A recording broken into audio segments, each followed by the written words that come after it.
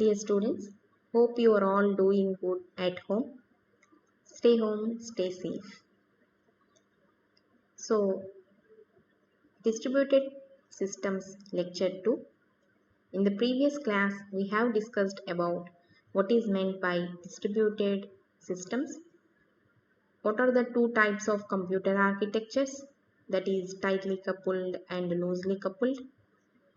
Distributed systems follow loosely coupled architecture, and we also discussed about what is the history of distributed systems, what are its characteristics, what is the system models, what are the system models followed in distributed system building.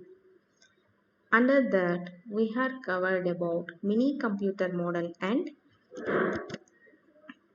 workstation model. So, as we have discussed, in mini computer model, mini computers are connected via communication network. And in a workstation model, workstations are connected via a communication network. So here in this third model, it is a distributed computing system in which the workstations and mini computers are connected to a communication network. Mini computers are used as file servers, database server, print server, etc. Why? Because mini computers are used for resource sharing on a remote computers. Like that, we will use mini computers and workstations. Workstations here are of two types: diskless workstations and diskful workstations. So, workstation server model is a network of personal workstations, each with its own disk and a local file system.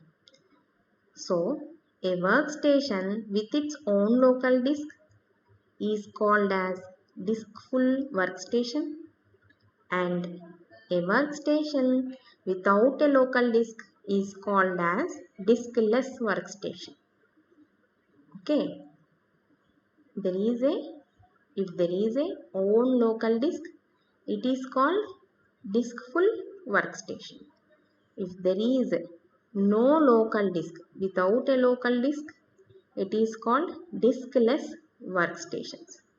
So nowadays, in a network environment, diskless workstations are becoming more popular in for building the distributed computing systems. So the advantages of workstation server model are: they can come with a cheaper price.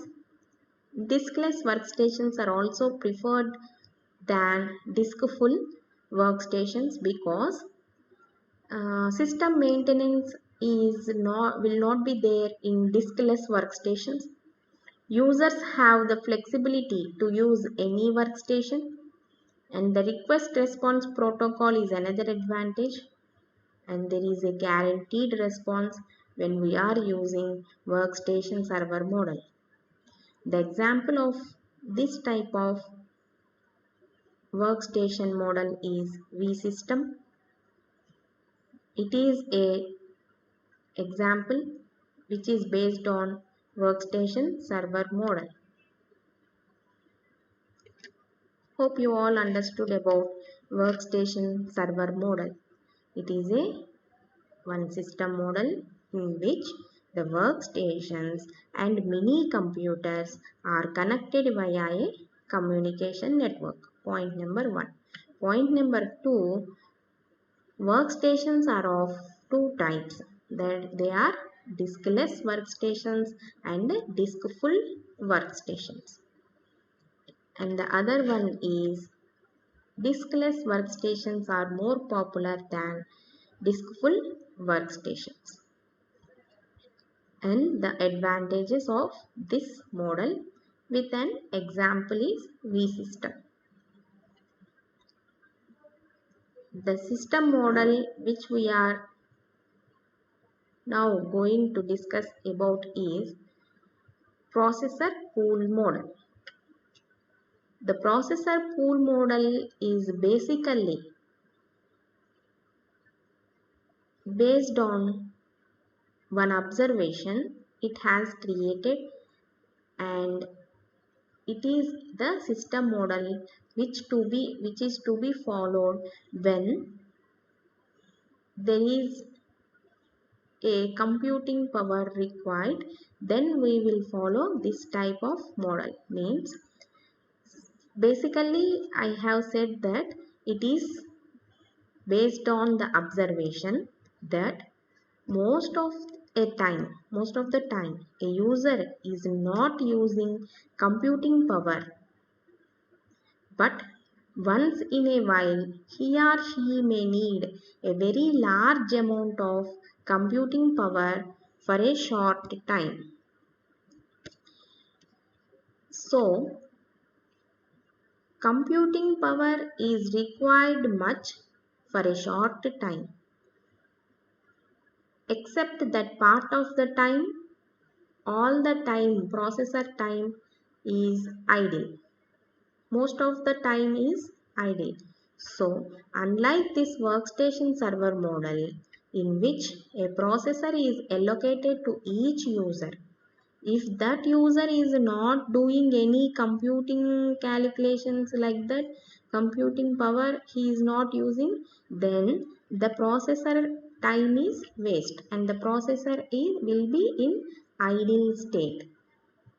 So here in processor pool model, the processors are pooled together and will be shared by all the users as and when required. When they need the processor time, they can be accessed or shared via run server. The pool means nothing but a group of processor time. The pool of processors consists of large number of microcomputers and mini computers. They are attached to the network. Each processor in the pool will have its own memory to load and run a system program or any application program which the user want to execute, application program of the distributed computing system.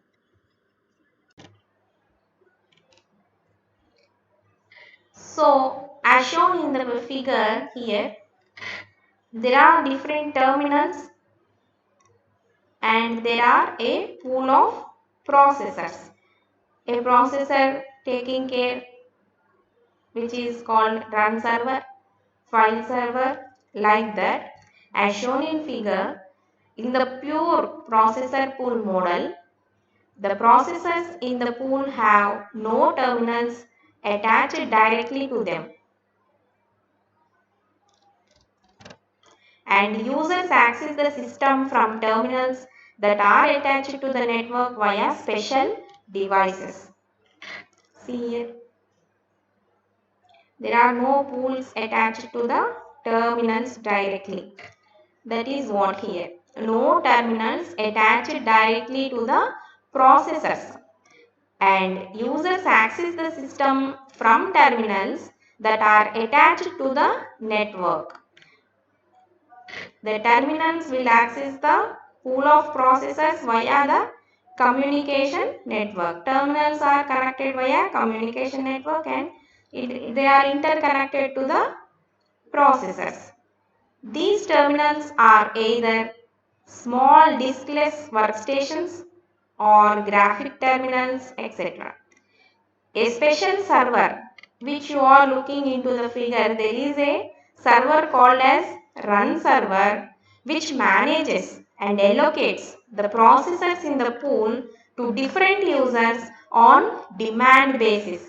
Whenever any terminal needs the processor requirement is there, in such a case this run server will take care and it attaches or it gives time to compute the process to each terminal when on demand basis. Means when required It will give the processor time to that particular process. As compared to workstation server model, the processor pool model allows better utilization of the available processing power, right? All these are in the pool means we can use it when and which user required at what time, at that time only we will use. So all the processing power is utilized in a better way. So this is because in the processor pool model, the entire processing power of the system is available for use by the currently logged on users.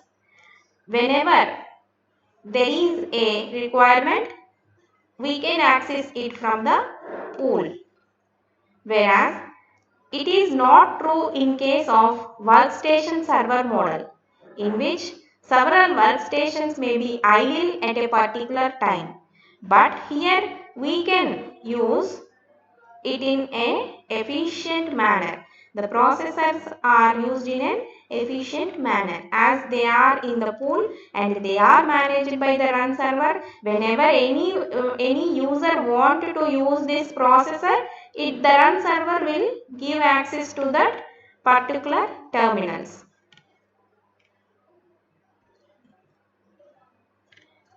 Okay, hope you got the difference between the workstation server model and processor pool model. Again, I am repeating, in workstation server model, there is no scope of executing other jobs, other users' jobs. But here, as they are idle, we can execute, means we can take the computing power or the processor from the pool at any time as and when required. The next model is hybrid model.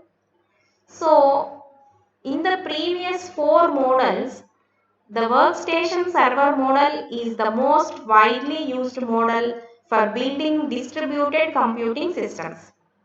Okay, this is because a large number of computer users only perform simple interactive tasks such as editing jobs, sending electronic mails, or listening music and executing small programs.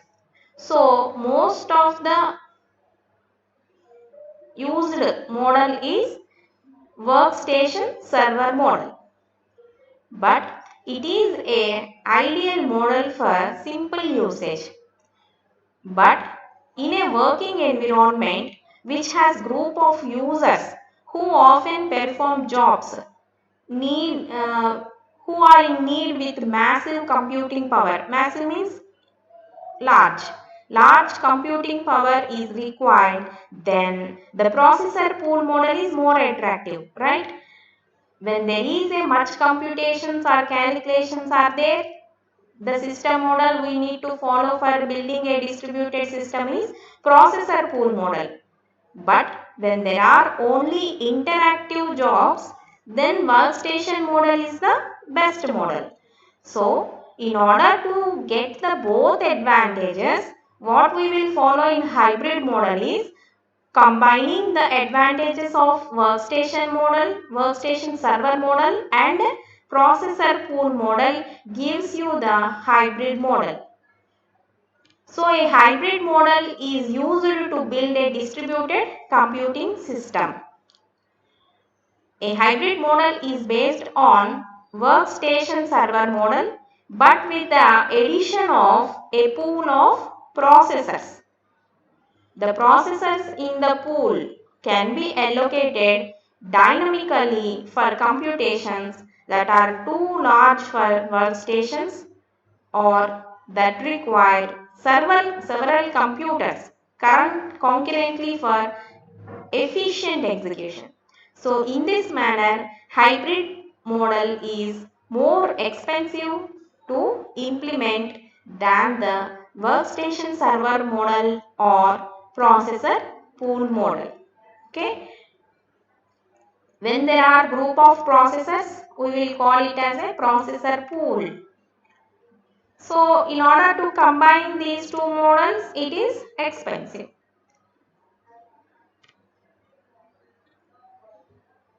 In the next class, we will discuss about what are the issues in designing a distributed computing system.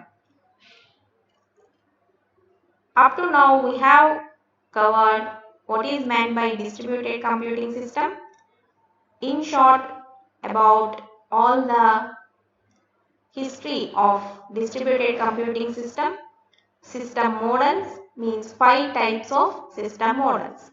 Mini computer model, workstation model, workstation server model, processor pool model and hybrid model. Thank you.